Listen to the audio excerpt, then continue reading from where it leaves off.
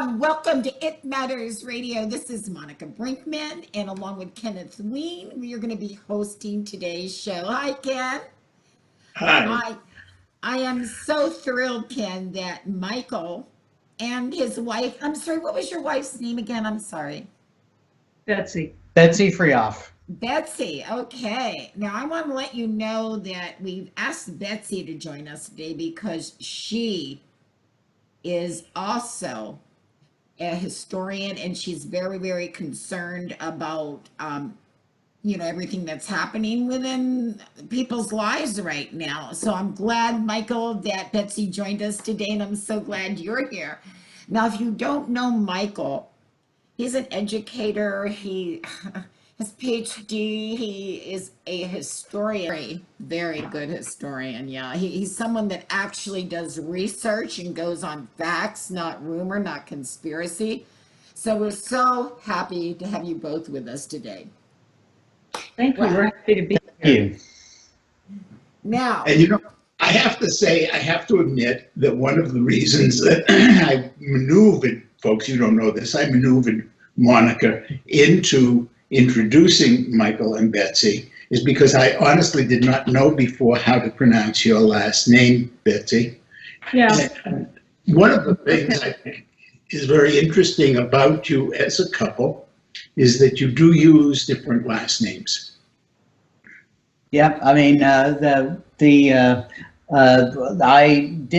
always was bothered by the paternalism of women taking the husband's name, and Betsy has always done that too. And I so think, is that I'm curious, Kenneth, is that an unusual thing in your circle? Unusual enough that I wanted to draw attention to it. well, Okay, so I always have these little thoughts going down my head, kind of cascading down through my gray matter. And one of the things that the whole idea of paternalism gets us really right into our topic today, the topic of slavery and impact. yeah. Now, one thing I'll say is it's a real expense for women to change all their diploma, expense. It's more than an expense. I am so upset about this whole thing that this administration has done with this little eagle.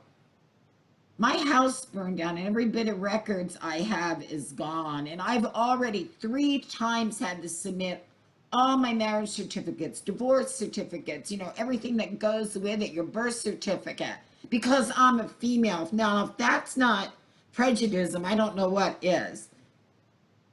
Because I got married. Yeah, I think that there is a link definitely between patriarchy and racism and their economic functions to both that are exploitive. And women, for most of human history, did labor that was uncompensated, unpaid. Yes. And in fact, for much of human history, women have been literally property. And for instance, during the period, the antebellum period, the people the enslavers we honor with these Confederate statues, it was not just a Southern thing or a Northern thing. Women, for much of American history, when they married, their property became the husband's property. And, in Texas, where we live, it was not until the 1950s that women could establish their own, or actually during the 1950s, it wasn't until later that women could establish their own bank account without a man putting his signature on the account. Women were not assumed to be the most fit parents for their children. If a divorce occurred, and you had to have the state legislature approve divorces for much of American history, the men ended up with the children for most of U.S. history, and of course their name is stamped on the children, and the mothers erased. When we do those family trees, tracing the women sometimes is difficult because their identity, their separate identity outside of their identity as a wife is erased. And I know, Betsy, you have thoughts about how women have been treated economically in this time period. But, Well, if we had unlimited time, yeah, we could probably explore. But Kenneth, since you raised the issue, my decision to keep my birth name in both of my marriages was, it was an easy decision. I am who I am. As a professional woman, I had established my identity with my last name, and for years and years, I have seen the struggles that women have had if they change their name upon marriage to eventually reestablish their identity. But apart from using one's name in the professional world, I've come to see it as almost the flip side of identity theft for women to be expected to change their names simply because they marry. So that's my take. No, I think it makes sense. I mean, who decided that? Like, I think what Betsy, what Michael was just saying, it just reflects back on that because we were property, we had to take their name. But now we're enlightened enough to know we're not property of anybody. You know?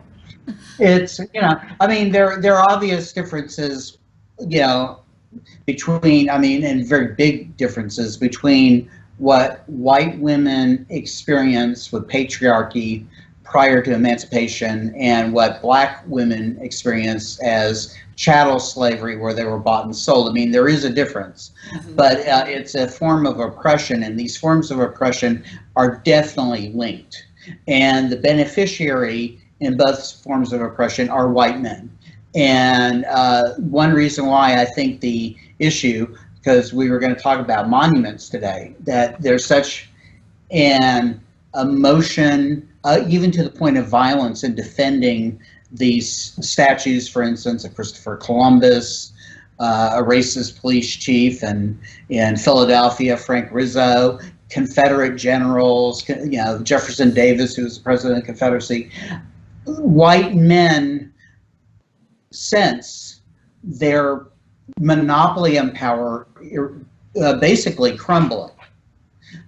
They know they're going to be in a very different world in 20 years, 30 years, when white people are no longer the majority of the population, that the whole country is going to be a nation where everyone is quote unquote a minority.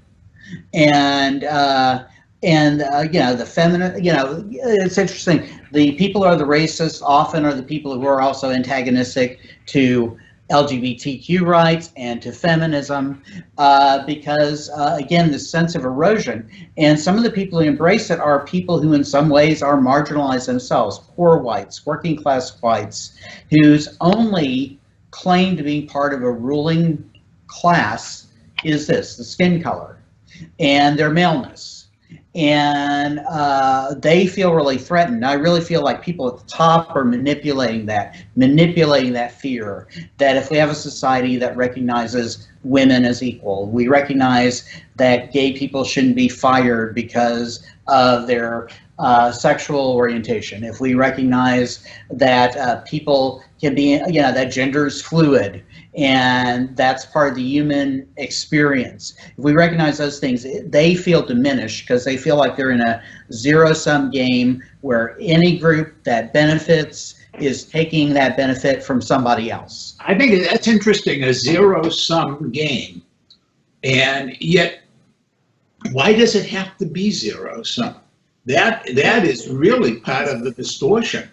It is not a zero-sum game. Yeah, and that's the thing is we are encouraged to see life in that way. And I'll be blunt, I think it's a byproduct of capitalism.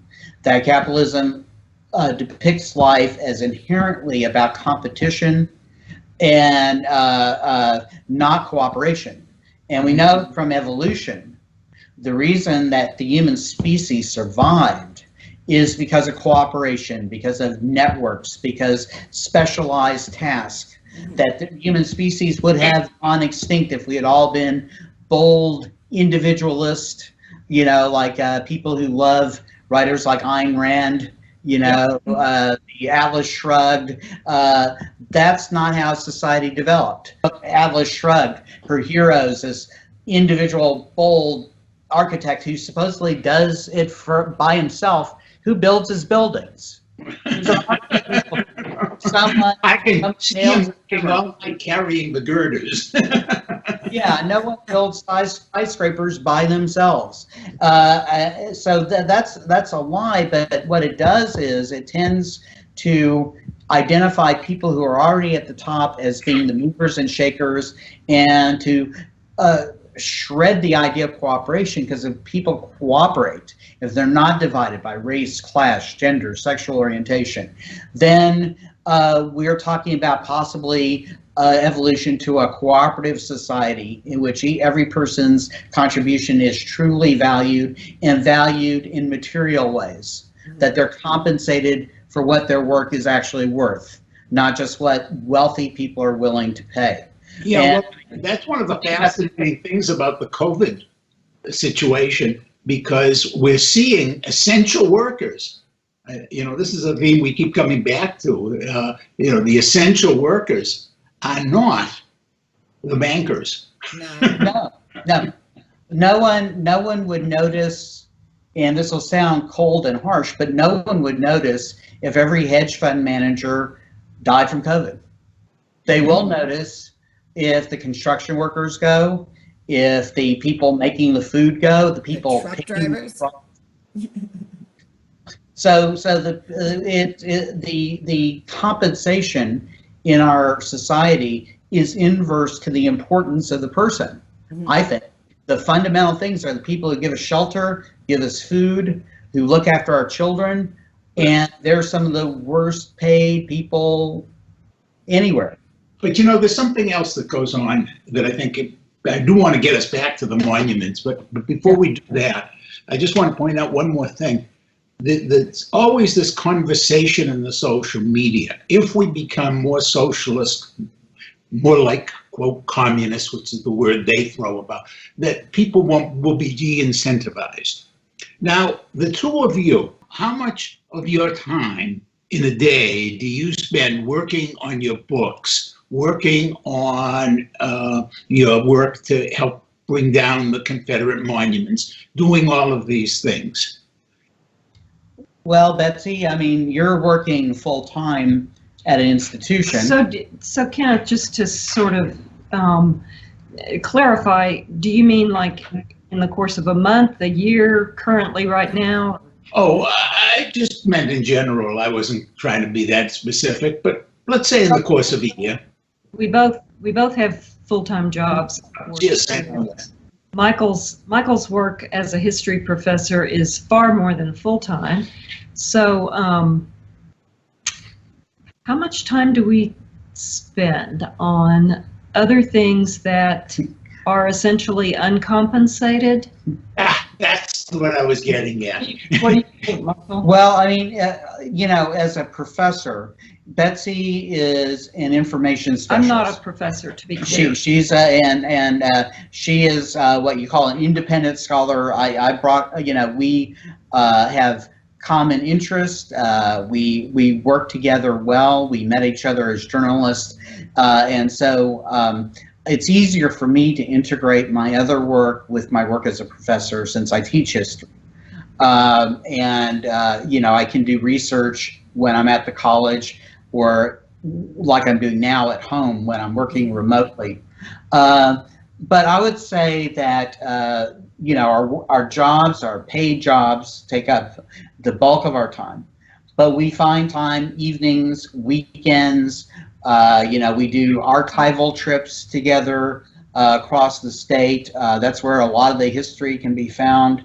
And then from that flows the activism, because it makes us aware of the different oppressive So how much money do you get paid for the activism? Oh, you don't get paid for that. That's my point. Yeah. Okay. No, When all of this conversation is going on about how people will be de-incentivized, I don't think that's accurate at all. I think we become more incentivized, more motivated when we don't have to worry about earning a living, when we have a job that we can rely on and take pride in, that we're then motivated to do things like, for example, the four of us right this minute. Right. We're not paying Michael and Betsy, folks. Agree. And We're not getting paid. that is exactly what the folks who are so afraid of socialism, that's exactly what they're afraid of, is that people will have time and emotional bandwidth and physical strength to do things to change the power structure. Yeah. Yeah, people, I don't think anything is more energizing than building community. And when you have a sense of ownership. One of the things that really is striking when people are responding to these uprisings we're having across the country is when they say, why are they burning down their neighborhoods? And what they don't understand is that people live there, but it's not their neighborhood because somebody else owns everything there. No one owned in that neighborhood owned that Wendy's that burned down in Atlanta. Nobody owned, I forget what it was. A Target store. The Target store. Yeah, no one in that CVS store. Or, no one in that neighborhood owned those things. They may have had those exploitive jobs there, yeah. but it was not theirs. They This don't is a problem. They didn't own housing. They didn't own the housing, and you don't have that investment.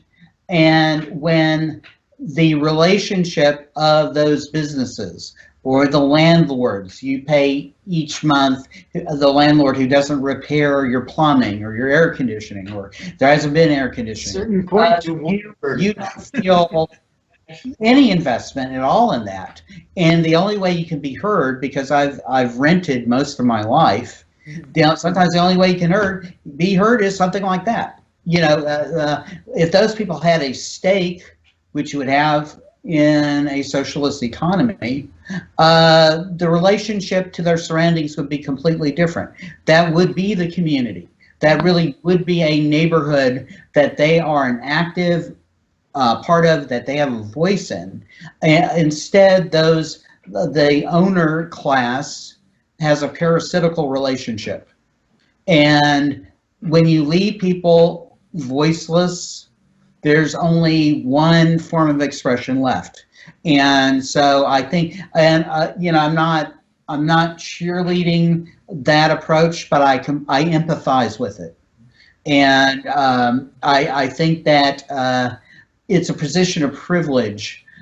People who own the houses they live in, who are business owners, and they're seeing this happen, they're revealing their privilege when they react in that way. They should ask, why is it that the people working at that Target don't make a living wage, where they might have an investment, where they can save money, where they have a chance of their kids going to college. And by the way, when they get sick, they don't have a choice between losing their job or dying from whatever illness, where they're not told, if you don't show up during a pandemic, you can get fired. What would they do to protect that neighborhood if they had a system where there was economic democracy, which there isn't?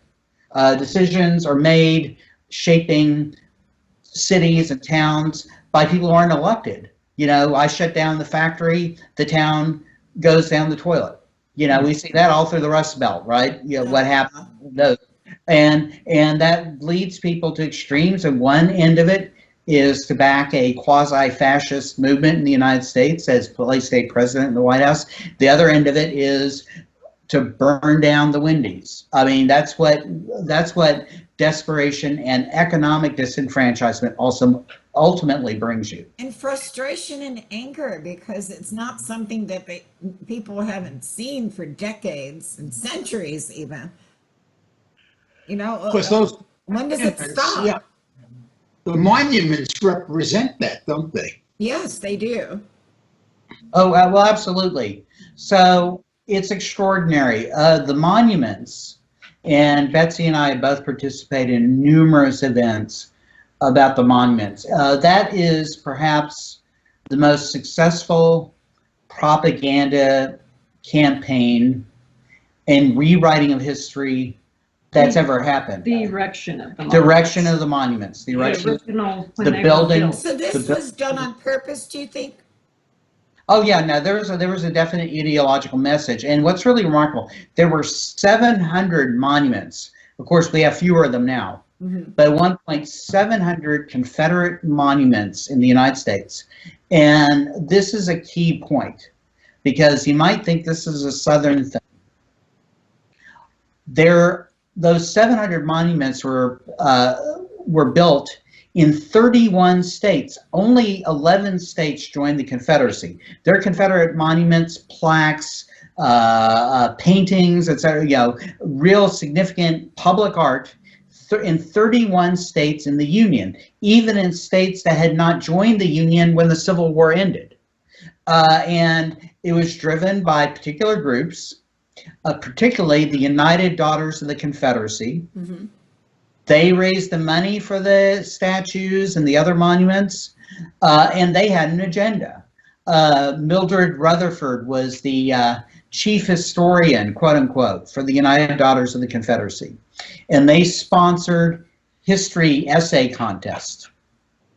And one of the winners one year was a woman who wrote about how the Ku Klux Klan saved the South from tyranny. And this is there was a set of ideas, and it's the phrase that's used by historians. They talk about the lost cause and the lost cause mythology. And what was that message, or what were the key points of this mythology? That the Civil War wasn't about slavery. I guess you've heard what the alternative explanation is. What's the phrase? Well, States' rights. States' Yeah. rights. And that's what's supposedly, okay, what was the state right? The state right was the right to maintain a system where human beings were bought and sold. But they say states' rights because what they want to do is they want to make Confederates freedom fighters, even though they were enslaving human beings. They were fighting a tyrannical government in Washington, D.C., and so each state could guide its own destiny. The people who denied freedom to other people to the point that those people didn't own their own bodies, human traffickers, were somehow the freedom fighters with this mythology. They wanted to portray the abolitionist basically as being the Al-Qaeda of their time, the crazies, the nutcases who drove us to Civil War. The promoters of the lost cause, including the people who built these monuments, wanted the idea planted in people's heads that the abolition of slavery came prematurely, that Southerners somehow would have mysteriously resolved this issue in a humane way eventually if left to their own devices. And then after abolition, part of the lost cause mythology is not just about the Civil War, it's about Reconstruction, which is a period right after. Mm-hmm. They depict that period as a time when African Americans were given voting rights, citizenship, schools were opened for them by the federal government through what was called the Freedmen's Bureau, that somehow that was a terribly misguided, tragic mistake, and that the governments that briefly rose during Reconstruction, we had a first experiment in multiracial democracy, that those governments were corrupt, incompetent, black voters were not informed enough, they weren't smart enough to be good citizens, et cetera, et cetera. So this had an impact, and what it did is it rationalized poll taxes, literacy tests, segregation, Because if you could say, look, we experimented with multiracial democracy in the late 1860s, 1870s, it was a disaster. We don't want that for our country. And so they promoted this idea, and it reinforced those ideas, and it provided white people with a rationale for denial of basic human rights and basic constitutional rights. They said we had history we could base that on. And this became common wisdom. This became the common wisdom in America. It was taught in schools, and it was promoted on the landscape with all these monuments. Yep.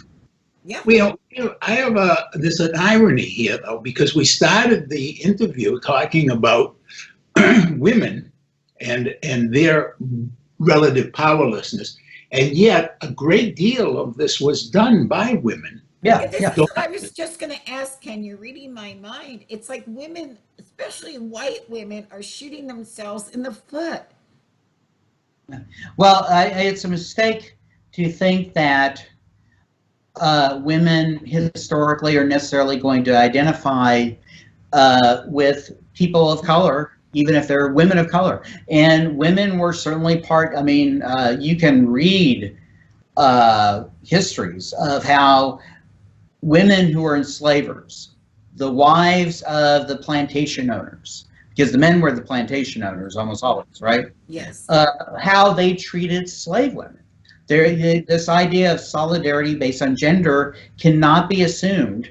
They identify primarily as white people, not as people victimized by white men who shared an interest with, none of these alliances. I've studied civil rights history, and there's an assumption, well, surely the Latinx community formed solidarity with African Americans. Sometimes they did, not always. Sometimes people in the Latinx community, groups like LULAC, sometimes embraced the idea that they were a white ethnic group. And sometimes they held the African American civil rights movement at an arm's length. These are very powerful concepts, and they're designed to divide and conquer. And to get back what we were talking about earlier, who are on these monuments? You have generic, a lot of the statues that have been taken down have been generic Confederate soldiers, but most of the most notable ones are of rich, powerful white men who are involved in a world capitalist system that produced cotton and sold it in world markets. People invested in slavery on Wall Street. Profit, the endowments for even Ivy League schools were deeply entangled with slavery. Georgetown, when they were university in DC, when they were facing a financial crunch, they owned slaves and they sold them to raise money for the university. So our education, these were rich, powerful people. Yeah. And note, we tend to make those people in history the movers, the shakers, the people who form events, cause events, and not the average person. And it's part of another oppressive hierarchy, this worship of wealth and power, that the people who matter are not just the Robert E. Lees, the Jefferson Davises, but also the Andrew Carnegies, the John D. Rockefellers, all people involved in oppression and theft in a fundamental way. Rockefeller is a pauper without the people who work for him. Carnegie would be a pauper without the people toiling 70 hours or more a week. That's what I say. None of them would be rich without all of us, and yet they are they keep taking and taking and taking more and more from people. It's just really sad. And can you imagine being a slave? We demand, and here's the thing. So who do we honor in the landscape? And of course, to get back to the monuments, when these monuments were built, African Americans had no voice. They couldn't vote.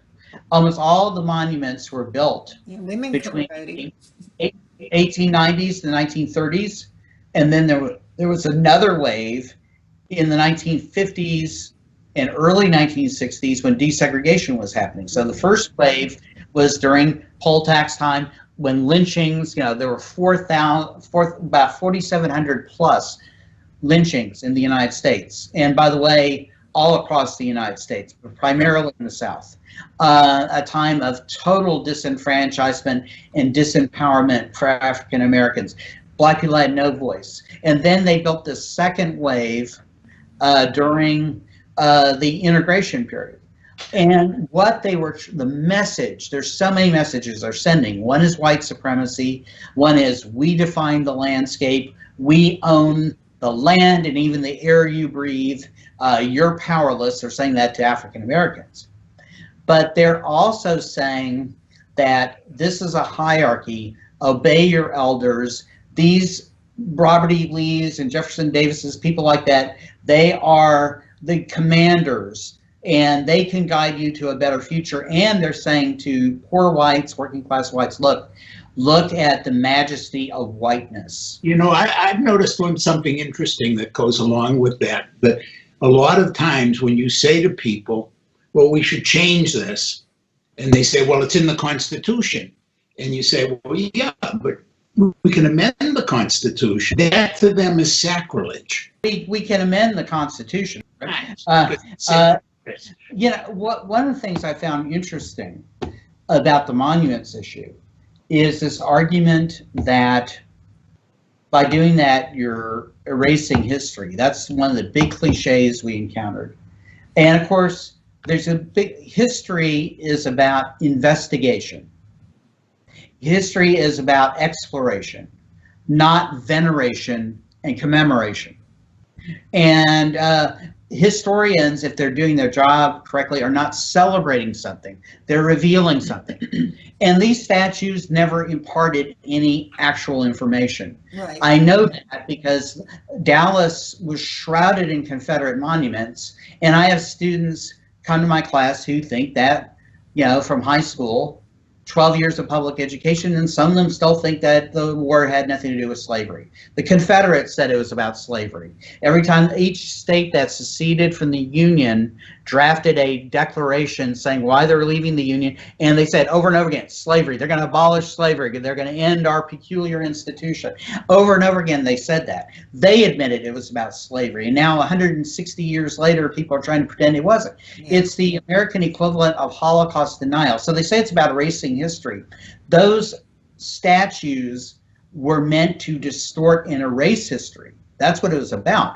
And it's the American equivalent. And by the way, people loved me in Texas, some right-wingers. I got interviewed by the Texas Tribune, and I said that the neo-Confederates, people who are nostalgic about the Confederacy, want to honor it, they are the American equivalent of Holocaust deniers. So not only are they trying to whitewash, and I mean that term literally, horrors of slavery and the centrality of slavery to Southern history, but to American history, period. They have an agenda to push. Why do Nazis want to engage in Holocaust denial? And that's an interesting question, because Nazis are anti-Semites, right? Yes. They despise Jews. If they see them as a threat to the rest of humanity. Why would you deny the Holocaust if you thought that the presence of Jewish people is a threat? Yeah, that's Why wouldn't you embrace that? Well, it's simple. They want to legitimize Nazi politics in the modern world. That's what it seems like. Yeah. The Holocaust, the horrors of the Holocaust are, to put in really crude terms, bad public relations for neo-Nazism.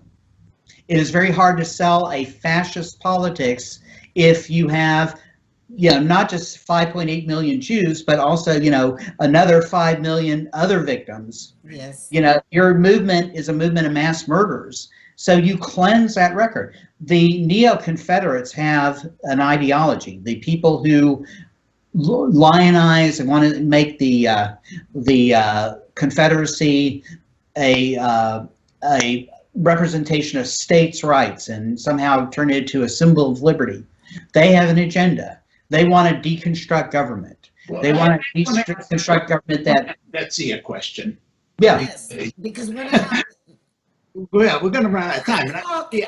Can Betsy give us her full name, please? because I didn't get that out. Friauf? Friauf, Friauf. Now Yeah. that wasn't hard to say, but I didn't want to mess it up. So, Okay. okay.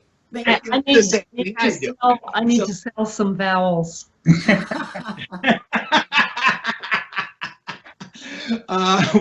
Well, this is the Wheel of Fortune. You can sell them here.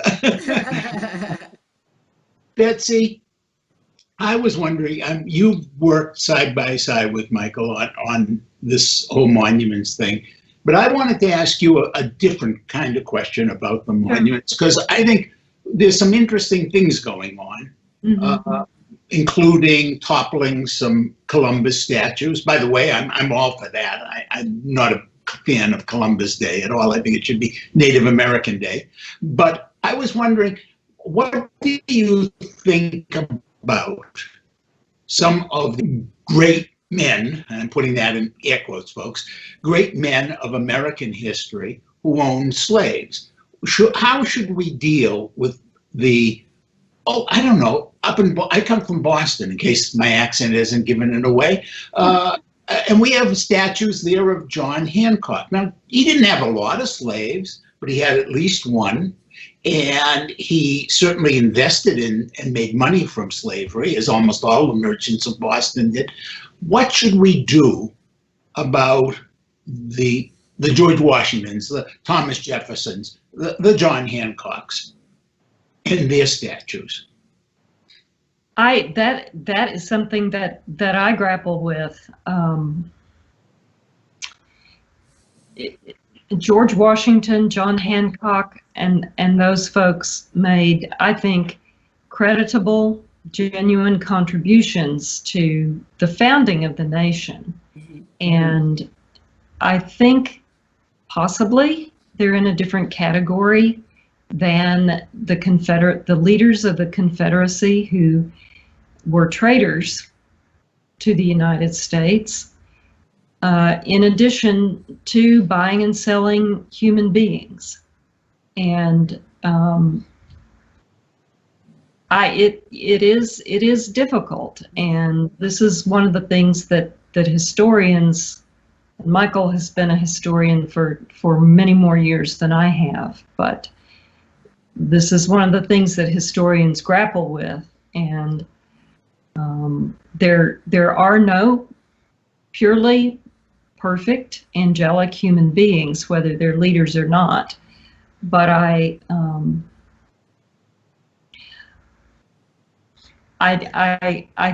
think that the intent of the people who erect monuments is important. Their motivation, as Michael was talking about, the motivation of trying to reinforce white supremacy and segregation when the United Daughters of the Confederacy erected most of those monuments. That's a distinction that I see. And sometimes I ask myself whether I'm rationalizing. It's a difficult issue. I thought about that a lot. Thomas Jefferson is a really complicated case. He sexually exploited one of his slaves, Sally Hemings. Yep. I characterize in my classes, even if they loved each other, he owned her. And by definition, that kind of relationship is rape. And so we have a memorial to a rapist. He was key to the founding. I think that we can certainly applaud his contribution to the idea of separation of church and state. To the degree we're not a theocracy, we owe a lot of that to the Jeffersonian legacy.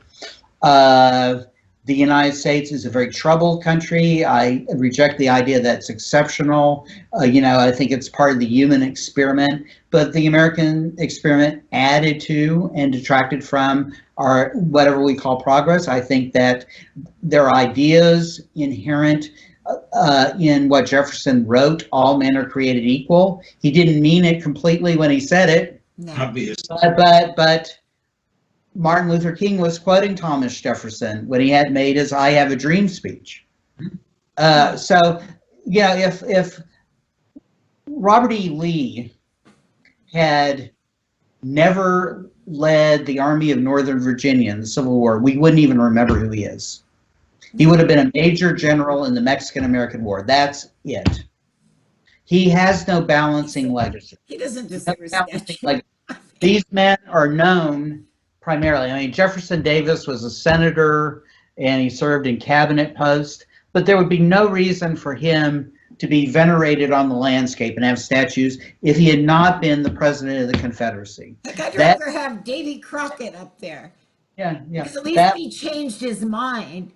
Yeah, yeah. You know? Right, right.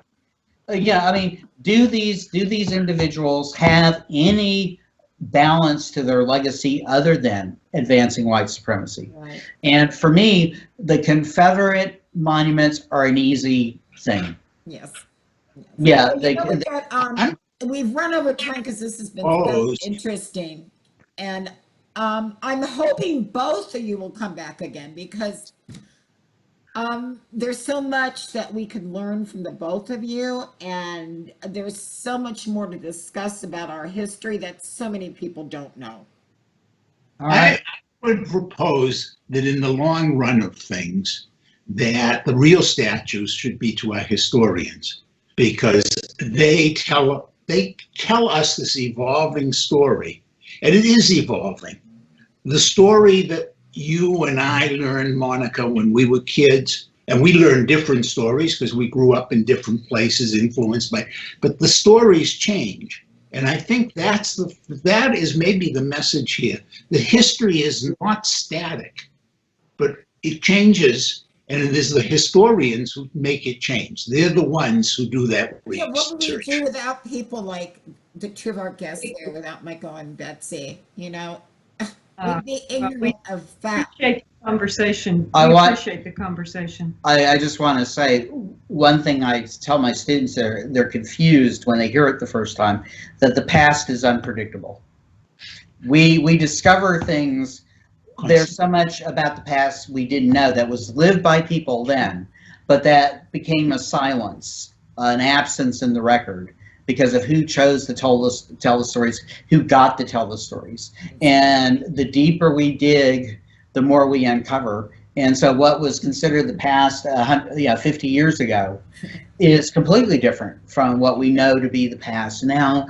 And 50 years from now, we'll be still uncovering things. That's what's dynamic. History does change. And I mean, the historical record changes by that. And that's a good thing. Yes. And I hope it continues. And that should be our last word today. That's so, right. Thank you. Michael, thank you so much. Yeah. Thank you. Hope to see you both again. Bye-bye. Bye.